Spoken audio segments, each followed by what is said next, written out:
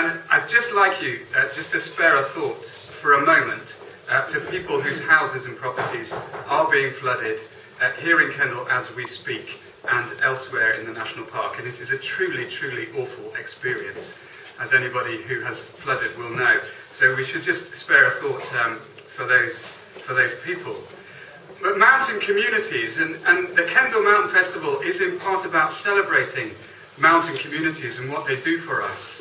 But in many ways, mountain communities, along with those who live on low-lying coasts, are the canaries in the cage of climate change. They will feel it first, and indeed they are feeling it first in terms of their water resources and the impact of flooding here in the national park. So, as well as feeling it first, they're also places that, if we get it right, can contribute to doing something about climate change. And we need definitely, to change the way in which we manage land in the English uplands. And if you want to hear more about that, you can come and listen to me whacking on about it tomorrow night at 6. Ruthless plug for that session tomorrow, but that's what I'll be talking about, so I hope you can come along. But if we're to preserve mountain communities, then one of the things we need to do, as well as making sure these places are capable of adapting to climate change and doing what they can to mitigate it, the other crucial thing that we do need is a really positive binding agreement at the Copenhagen summit in a couple of weeks' time.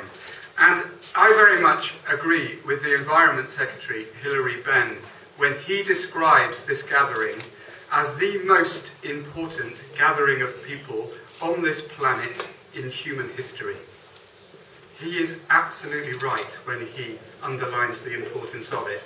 And I hope this community here at the festival, representing all mountain communities around the world, will send a strong message to him, to our delegates, and all the other politicians in Copenhagen to say that failure is quite simply not an option. They have to succeed, because if they don't, it's people in mountain communities that are going to take the hit, indeed already are, first. So I'm sure you'll join me in sending them a strong signal to make sure that they do that. But what can we practically do about it here in the Lake District? I think that is a key question. It's not just for communities to wait until politicians and somebody else sorts out the problem. They have to help themselves and do it for themselves.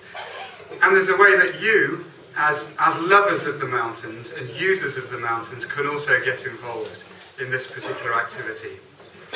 Does anybody in here have a mobile phone? I definitely know one bloke does. You do? Show me your phone. No, I'm being serious. Show me your phone. This is yours. Get it out and hold it up. No, I mean it. Get it out and hold it up. Where is your phone? Let me see it. There's not enough. Oh, God. Come on, get them out of your pocket. Stick it in the air. That's more like it. Right, now go to your phone and go to the memory, and I want you to put this number into your phone. 81400.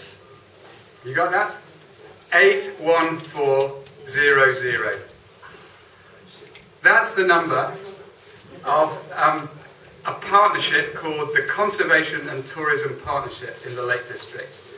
And what they do is collect money to make sure that we can adapt the park for people and biodiversity. So they spend money on conservation projects, restoring footpaths, looking after species, doing all kinds of things. So I want you to put that text number in your phone, and every time you go for a walk in the Lake District, or anywhere else for that matter, I want you to get it out and press it.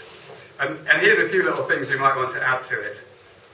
If you're particularly keen on the red squirrel, you can text RED to 81400, and the £1 that you will donate will go to good work to look after the red squirrel. If you text WALK, W-A-L-K, to 81400, your quid will go to repairing a path at Elterwater in the National Park. Now, about 10 minutes ago, I heard a story from Sam here, one of the directors of the film festival, that a good friend of his was swept off the bridge near Elterwater just a few hours ago with his children in the back of the car. Fortunately, he and his children are all right. They escaped. Heaven knows what state the bridge is in, Bob, my director of operations down there, but there'll be a job for you in the morning. But the guy survived. But boy, if it's going over the bridge, that footpath has taken a real hammering. So I suggest you all tonight text a quid and text WALK to 81400 and put it in there. Staveley, if you know that little community just down the road, text Lakes. If you text Lakes 81400, the money will go to repair that footpath. And I know for a fact that that one is also underwater. So you don't just have to wait for politicians who go to Copenhagen to do something about climate change. You can do a bit here by helping us in this national park adapt to it. That aside, thank you very much for listening to me. I know this is going to be, as it always is, a fabulous and inspiring festival. It really helps us at the park connect people, particularly young people, with the national park, and I'm sure it will always continue to do that. I hope very much you enjoy it, and I hope to see you over the course of the festival. Thank you.